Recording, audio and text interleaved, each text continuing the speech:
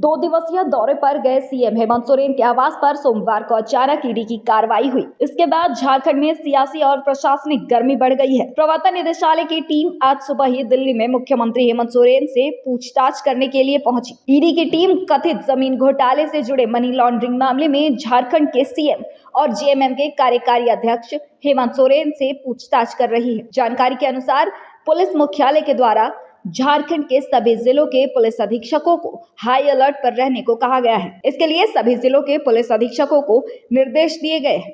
ऐसे में झारखंड में बैठकों का दौर भी शुरू हो गया है। सुबह में मुख्य सचिव ने अचानक आपात बैठक बुलाई और सुरक्षा व्यवस्था की समीक्षा हुई। इधर भाजपा कार्यालय में भी बैठक चल रही है। कई विधायक और पार्टी के सदस्य भाजपा कार्यालय में मौजूद हैं। भाजपा से राज्यसभा सांसद आदित्य साहू ने ईडी के द्वारा बार बार सम्मन पर सीएम के जवाब न देने पर क्या कहा, आप भी सुनिए। प्रारंभिक काल से जब से ईडी इस पर कार्रवाई इस क्रम में की है, मैं समझता हूँ कि अब 1 दर्जन होने चला है बार की लोग बुलाने के लिए, बात करने के लिए लोग खोज रहे हैं।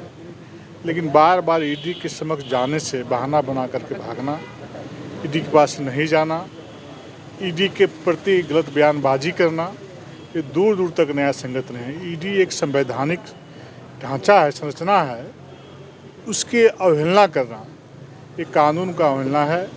और यदि हम कोई गलत काम नहीं किए हैं, किसी भी गलत कार्य में हम लिप्त नहीं हैं, फिर भागने का क्या मतलब है? ईडी के पास जाने से इतने क्यों घबराए हुए हैं लोग?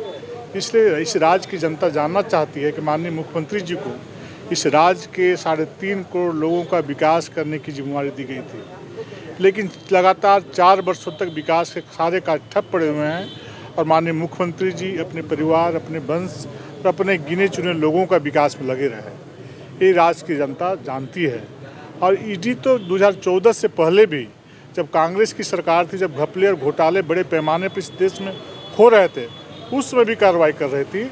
और आज भी वो ईडी है, जब भारतीय जनता पार्टी के नेतृत्व में केंद्र में सरकार चल रही है, तो जो गलत काम कर रहे हैं उस पर कार्रवाई करने का काम करती है।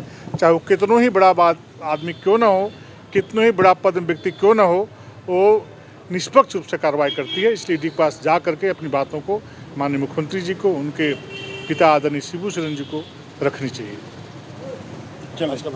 इसके बाद प्रदेश के साथ साथ राजधानी के चप्पे चप्पे पर सुरक्षा के लिए जवान तैनात किए गए हैं। इसके साथ राजभवन, सीएम आवास, मंत्री विधायक आवास के साथ मुख्य चौक चौराहों पर सुरक्षा के पुख्ता इंतजाम किए गए हैं। राजनीतिक गलियारों से यह बताया जा रहा है कि हेमंत सोरेन की गिरफ्तारी भी हो सकती है।